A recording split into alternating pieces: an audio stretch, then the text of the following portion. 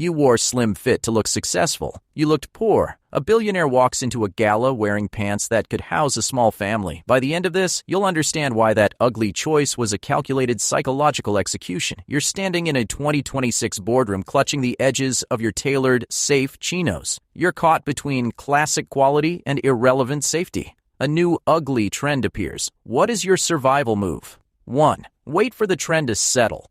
2. Stick to timeless classics. 3. Mock the trend to build a logical community. 3, 2, 1. The answer is option 4. Pivot to the visual error. The 1% know that when the brain can predict your silhouette, it stops valuing your status. Thompson and Spencer proved it in 1966. The brain's habituation mechanism. The human eye stops sending signals to the brain when it sees a silhouette it has seen 10,000 times. Your classic look is literally a biological blind spot.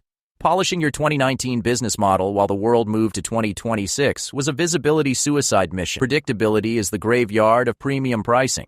Comment below with the exact year you realized your signature style became a uniform for the invisible. Step into a luxury retail lab where logic goes to die. You're staring at the rack, wondering why unflattering silhouettes fly off the shelves while your tailored inventory collects dust. It doesn't make sense. It doesn't even show their shape, and I worked so hard to find the right fit. Why would a customer pay $400 for pants that make them look shorter? 1. Brainwashed by influencers. 2. Comfort. 3. More money than sense. 3, 2, 1. Option 4. The autonomy signal. Let's proved in 2014 that high-status individuals choose suboptimal looks to signal they are above the social mating dance. It's the red sneakers effect. These pants are a visual tax only the culturally wealthy can afford. Logic is for the 99% trying to be liked. The elite want to be envied for their indifference.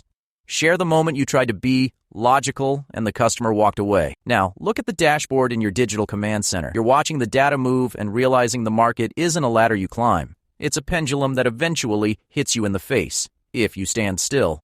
I'm still sitting on 5,000 units of classic inventory because I was too proud to admit the world changed and too scared to look ridiculous. Here's the million-dollar question. How do you dominate the next market shift before the data confirms it? Options. 1. Run a massive discount to clear the old junk. 2. Ask your customers what they want next. 3. Copy the most successful competitor. 3, 2, 1. The answer is option 4. Engineer tactical friction. The elite don't follow trends. They create a visual problem that only their new absurd solution can solve.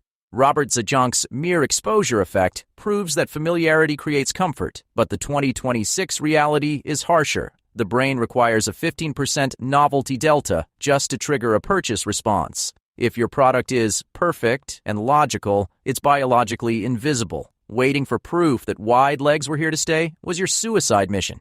By the time it's safe, the 1% have already extracted the status and moved to the next ugly thing. Tell me, are you going to be the one who sets the friction or the one who pays for it? The secret isn't the fabric, it's the friction. You failed because you were too right, too tailored, and too logical for a world that rewards the disruption of the eye. The wide leg revolution proves that in 2026, status is found in the error. You now see the strings. Every trend is just a status reboot in disguise. Will you keep being perfect while the masters get rich?